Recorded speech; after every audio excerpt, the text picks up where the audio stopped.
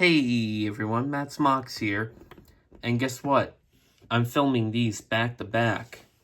I had this on my desk. You may have seen it in the last video. This, my friends, is a United States Army 060. But I got it secondhand. It started to be modified, but unfinished, to be Alaska Railways 104. Or Alaska Railroad, doesn't matter. It's in Alaska. There's one railroad. It's alright. So, here it is. This is Alaska 104, or I may have partly made it SMS 9 without thinking, but I mean, the real difference is this setup right here. Now, the U.S. Army, they built some copies of USRA 060s, but made them a little more beefier thanks to new technologies with the S-160s, such as a tender. You know, that's basically an S-160 tender, let's be honest. But, you know, with an USRA 060 on the front, that's slightly longer. So, you get this abomination. It started out life as a proto 2000 Heritage USRA 060. Starting with the tender here, it is actually cut down. Well, that's obvious, but I mean, I just wanted to say it again. It is cut down because, you know, it's just unique now that it's shorter. It was very difficult to do. I don't know how I managed to do it, but it looks good, it works good, and I'm yawning. But I'm not going to cut that out of the video. No, this is a Matt's Mox video. We don't cut that out. So on this side, pretty barren. It's got everything you'd expect, including the ash pans. Again, the big thing with the Alaska ones is their lovely, lovely large sand dome. Instead of having the two domes, which I don't know why, he didn't really fill that one too well.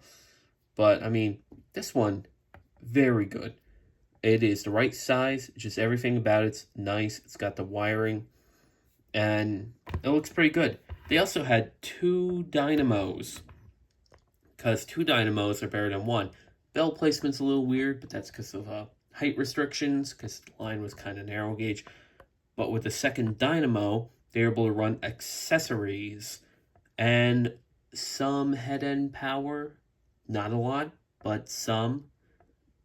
As well as a little more steam usage in the few hot days there was. You know, just dynamo kind of stuff.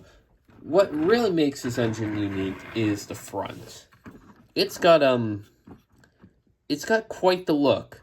I will admit, didn't realize the headlight was a little wonky till I was filming, because normally I don't see at this angle, and I have not disconnected the engine from the tender. But oh well. On U.S. Army engines, they mounted the air compressor on the front, and it is a dual pump because, you know, you need twice the amount of air. They did have number plates, but guess what? Guess who's yawning again and didn't put one on there, because not all of them did. Although, if I do SMS 9, it will have a circular one.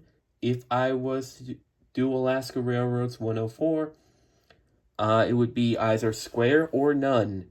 There's not too many photos of these in service. They did not last long. But it does have the marker lights, which is, again, a unique feature to Alaska because they were technically road engines.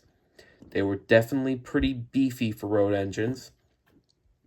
The high-mounted headlight is on the smoke box front instead of on top because, you know, only cool kids have them mounted on the front. Again, the engine's just a little longer, yet also at the same time a little shorter. It is definitely a unique look when you look at it across different engines. I am so sorry. I have yawned 3 times in this review. The only other thing to note is the windows do open, but I don't know how to open them. And this does come with the winterization hood, which is folded up normally on the model, but Most people don't put them on. So you really don't see it. It actually works quite well. I mean, when you're going up a hill, it's a little squirrely, a little tendency to like pop. I mean, look at that. But I mean, otherwise, if you got flat switching or not so steep hills, like just a little steep, you shouldn't have too many problems. I'm basically doing a review of the Proto 20060, ain't I? But I can't really run this one. It's got a little bit of an issue in here. The wires were melted. That's why I got this engine for $20 in a decrepit condition. And I was like, you know what? I'm going to finish the job. And I almost finished the job. I just got to fix up the wiring in here. And let's just say this puppy will be rolling again.